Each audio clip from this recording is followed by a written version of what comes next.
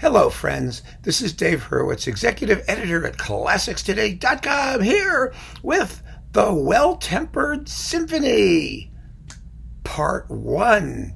This is a new series, actually, and it's not going to involve just symphonies. It may involve other things as well, concertos and chamber music and, heaven knows, piano solos and sonatas and all kinds of stuff. But what I propose to do is follow the pattern of Bach's Well-Tempered Clavier, taking all of the major and minor keys in alternation, so that's 24 of them, and 24 talks over the next however many centuries it takes us to do this, and present you a chronological, more or less, sequence of works in those keys. And the idea here is, first of all, to introduce you to some music that may be related in ways you didn't know. And second of all, to see if there is any truth to the old saw that certain keys are associated with certain expressive qualities. And I think that's a fascinating question because there are a lot of reasons that could come to be. In Bach's system, using the well-tempered scales, all of the keys are the same. They've all been slightly mistuned so that each one has exactly the same sequence of sharps and flats as the other one, and those sharps and flats are the same tonal distance from each other so that you could play any piece of music in any key and it will sound exactly the same. That's the concept. But the reality is somewhat different. The reality is that there are all kinds of reasons that composers might choose specific keys. They may associate them with particular emotional qualities and fill them with that special quality because that's how they feel about it. That's one thing. Or they could be trying to respect the technical qualities of the instruments that simply sound better, brighter, or more brilliant in certain keys. For example, if you are following the Haydn Symphony Crusade, you will note how marvelous French horns sound in the key of A major, which is also the key of Beethoven's Seventh, known for its fabulous French horn sonority. There are certain keys that have those kinds of qualities. F major has its pastoral type quality, the key of Beethoven's Pastoral Symphony, and a bunch of Dvorak's most bucolic symphonies. So there are these associations, and I'm really looking forward to talking about them with you as we go down the list of works with some particularly cogent musical examples. So we're beginning in C major, the most vanilla key, which is called vanilla because you can play it on the piano only on white keys. It's no black keys. It's easy. You don't have to twist your fingers and things around as you do in all of the other ones. The only actually other one that you don't need to worry about black keys is A minor, which is called the relative minor of C major because it uses the same scale, only it begins on the note A instead of the note C. But that's another issue that we'll get to in due course. We start in C major. Now, what is the traditional association of C major? Well, C major is traditionally a festive key because it's a key in which, from the Baroque era, composers would write for brass instruments. C major and D major, those were the keys. And you could use timpani as well, which were only tuned to two notes, the tonic, the home key, and the dominant, the key a fifth above. So in this case, it would be C and G for your timpani tuning. And you can play fanfares in C major, and they sound just splendid. And so there is this heraldic association with the key of C major, but also a certain simplicity. Think of Mozart's piano sonata, the famous one, da da da da da da da, yeah da da da ba da da da. That simple, easy sonata, because he did it in C major. It was for students, and he wanted it to be easy, so it's only on the white keys. So there's that quality too. But sophisticated composers always do some fabulous things with C major because they treat it as kind of not as a simple key, but rather as a blank slate on which to explore the harmonic universe in its widest and most wonderful ramifications. And so our first example is really an example of that. The composer, of course, is Haydn, our dear friend Haydn, who wrote a whole slew of symphonies in C major. It was his most popular key for his symphonies after D major. And there's, I think, 20 some odd symphonies in C major. And the one I've chosen isn't possibly the most obvious from his latest works. It's from the middle. It's number 48, which has a nickname. The nickname is Maria Theresia. That's the Empress. Sometimes people just call it Maria Theresa because there seems to be some difficulty in figuring out the difference between Theresia and Teresa. In fact, they were two different people, the empresses, Maria Theresa and Maria Theresia. And we don't care. It really doesn't make any difference. If you say Teresa or Theresia, someone will correct you, this being the world of classical music, but it doesn't make any difference. The point is that this symphony has that festive heraldic brilliance, not from trumpets and timpani, although it has trumpet and timpani parts, which may or may not be authentic. This performance that we're going to hear with Cappella Istropolitana under Barry Wordsworth does not use them. It has unbelievably brilliant high horn parts. The use of high horns in C was a Haydn specialty in the key of C major, and it gives all of these pieces just a fantastically brilliant quality, and it established for the rest of musical history that brilliant quality that we associate sometimes with the key of C major. And so here is the opening of, here we go, I got a little booky thing here, is the opening of Haydn's Symphony number 48, Maria Theresia, which I think establishes fabulously with Haydn's typical clarity of thought, the fact that C major is a key of pageantry and festive celebration when it's used that way. Here you go.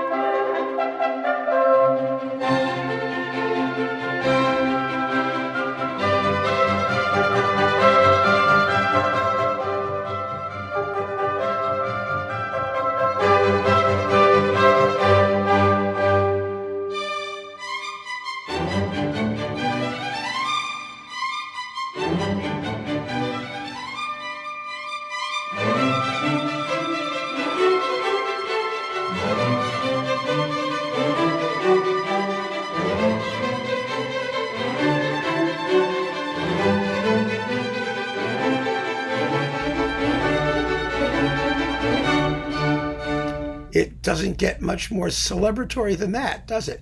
It's wonderful. Just a wonderful work. And of course, we'll talk about it extensively in the Haydn Symphony Crusade. So we don't have to spend any more time with it. But coupled to that, also from the classical period, is a work I don't have to play an example of. We're just talking about it. Mozart's Jupiter Symphony. And isn't it wonderful? You have the Empress and the Head God symphonies, and they're both in C major, and both of them have that quality of celebration, of festivity. Mozart's last symphony in C major definitely has that quality, and also a tremendous amount of expressive depth. So does Haydn, for that matter, because C major, as I said, is not just a dull, bland, average, easy key. It is a key that, for some reason, invites strong and powerful contrasts. And that's what we find in all of these works, actually. So Mozart's Jupiter Symphony is another C major symphony. I'm just mentioning these, and we'll stop every so often and sample one of them. The next major C major symphony we need to talk about is Beethoven's First. Now, Beethoven was not generally a C major-y type composer for the most part. His is the only symphony that he wrote in C major was the First. That's the only one. And after that, Some of the other C major pieces that he wrote are not among his most popular. I mean, things like the Triple Concerto, I think, is in C major, and it's famous for being singularly uninteresting, although I actually think it's much better than people think it is. But one thing it definitely is extremely formal and somewhat aristocratic. There's that element to it. I don't know. I'm hoping I'm not wrong in saying that it's in C major. I think I'm right. But anyway, Beethoven's first was his very first symphony, and there's something very fitting in starting your very first symphony with the most basic of all of the tonalities. After that, Beethoven was much more interested in exploring some of the other ones. So Beethoven's first is a C major symphony. Next, there are two symphonies by Schubert. Now, Schubert really hit it with C major. It was his favorite key. It was his personal key. He did amazing things in C major. And he, like Haydn, was a composer for whom C major was just opening the vista of his musical imagination.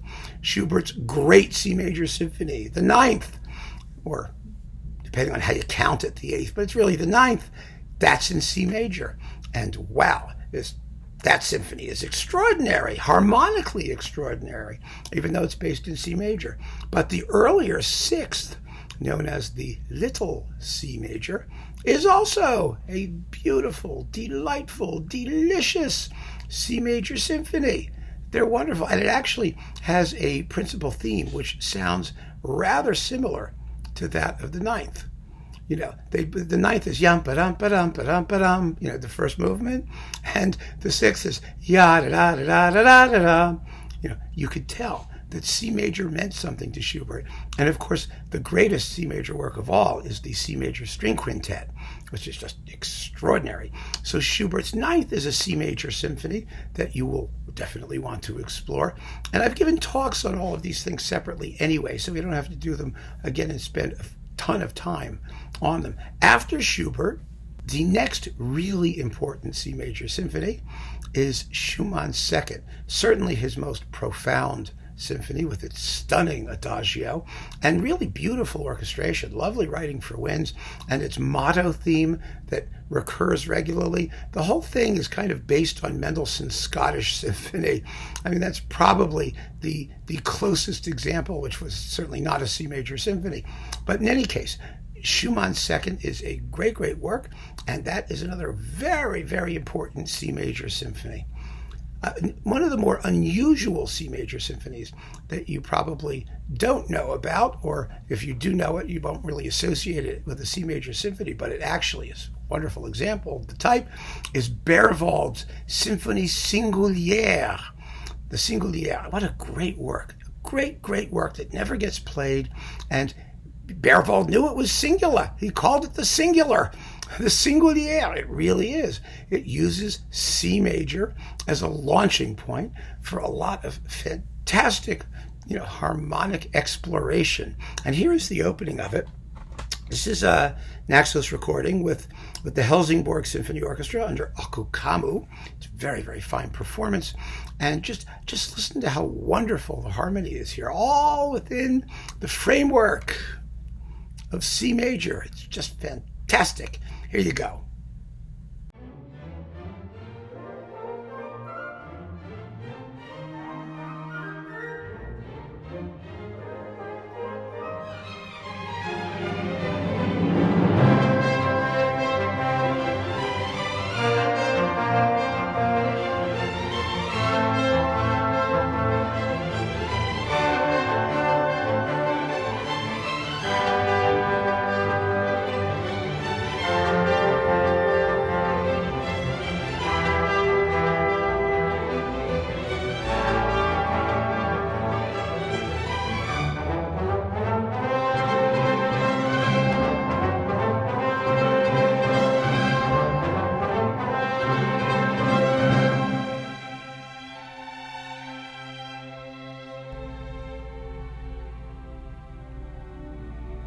Love this symphony. It's in 3 movements. It's so formally interesting. I did a video about it. You can go watch that. A very important and neglected C major symphony, shamefully neglected, tragically neglected. It should be played every 15 minutes.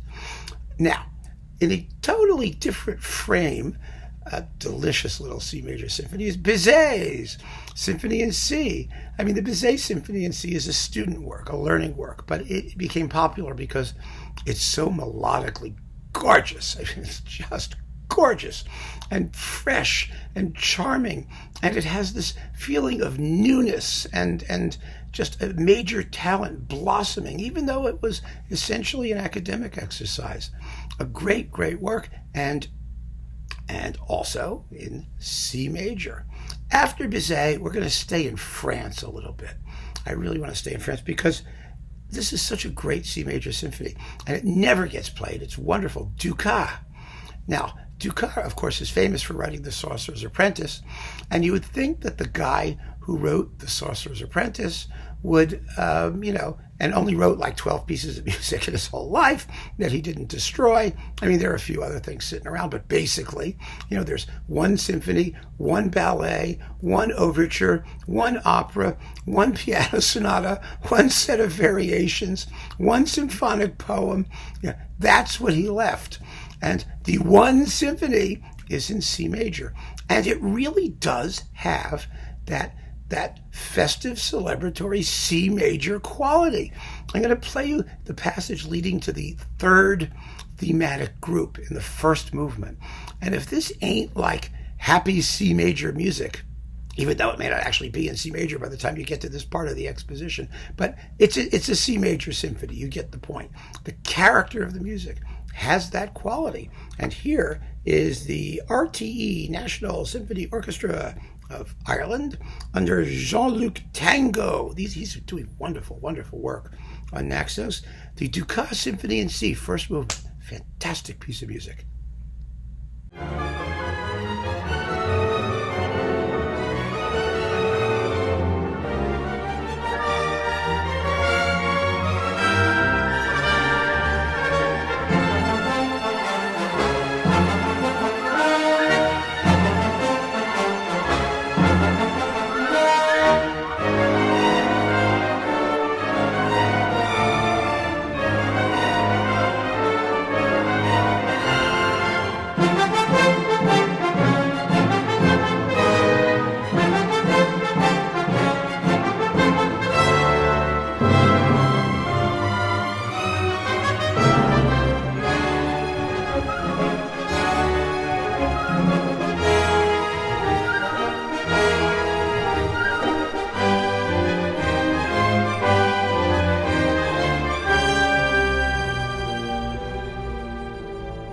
Lovely. Isn't that great? Isn't that C majory?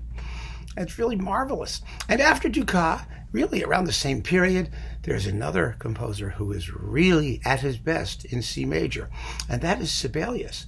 Now, Sibelius wrote 2 symphonies in the key of C major. The third, which is one of his least popular for some reason I don't understand, because it is absolutely the essence of a C major symphony in the sense that it has this freshness, this total feeling of newness, of complete and total discovery, wide-eyed wonder at the world. It's just a great piece.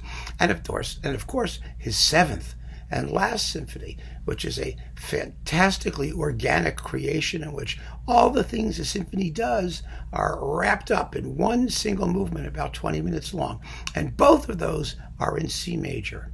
But I'm going to close now with a group of 4 symphonies that were all written roughly at the same time. That is, in a decade between 1933 and 1943, in that period. And it's very interesting to see the different takes on C major in these 4 works. One of them is Franz Schmidt, Symphony number 4, his last symphony. It is a world-weary, in some ways almost decadent work, a very beautiful work, in one big long movement, an extraordinary piece of writing. It really is. And its C major is a troubled C major, a very troubled C major. It's there to be disturbed.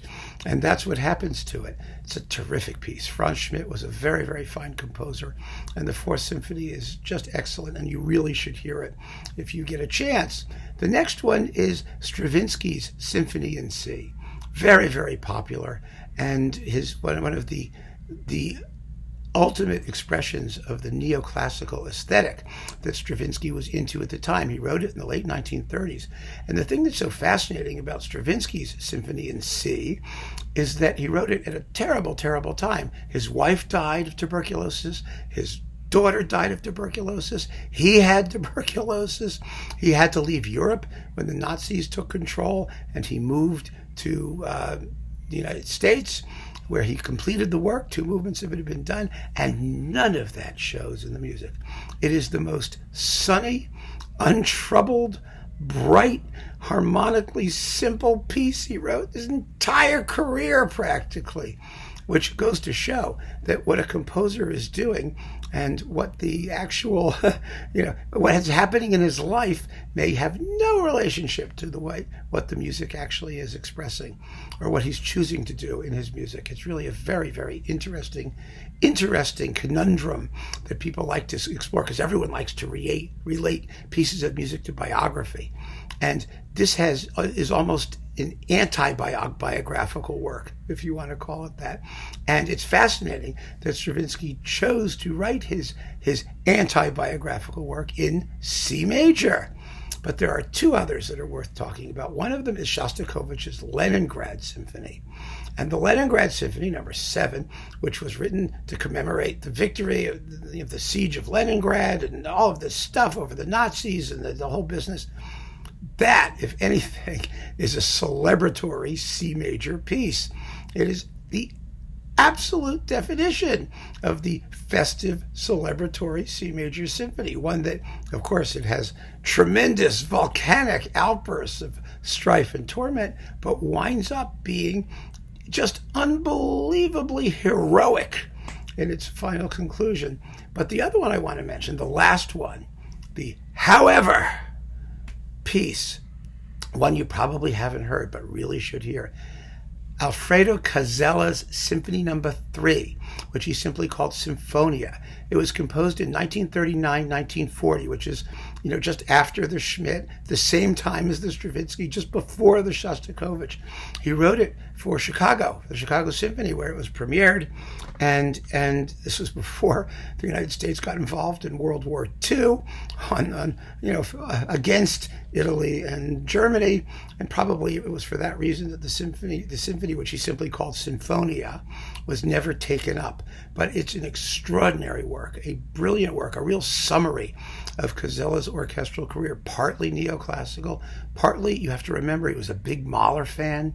He made the piano transcription of Mahler's 7th Symphony, and you hear that in the scherzo particularly, which is a very biting, sardonic movement that really recalls his Mahlerian roots, where elsewhere it's fairly neoclassical and whatnot, but here you get a sense that he's remembering that marvelous time at the beginning of the 20th century when he first encountered Mahler's music and was blown away. And Mahler was very good to him. Mahler got him his publisher, Universal Edition, which was a big boon to a budding composer. So let's listen to a bit of the scherzo of Casella's 3rd Symphony in C major. Here you go.